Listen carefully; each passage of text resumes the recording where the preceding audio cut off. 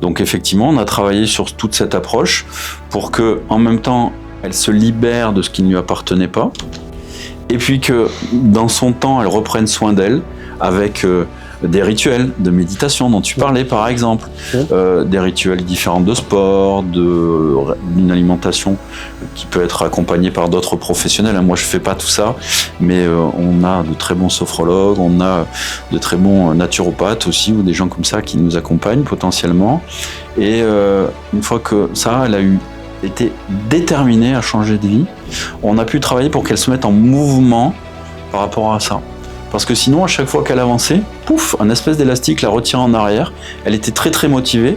Puis à un moment, ses croyances cachées, non vertueuses, la rattrapaient. Poum !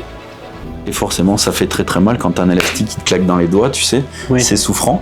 Alors que là, tac, on a enlevé l'élastique et la personne a pu se libérer à faire son chemin. Peu importe celui qu'elle fait en définitive. Ce qu'il y a, c'est que c'est le sien et c'est pas quelque chose qui lui est imposé par le système ou ses croyances familiales, etc. Donc, cette grande liberté de revenir soi-même, voilà.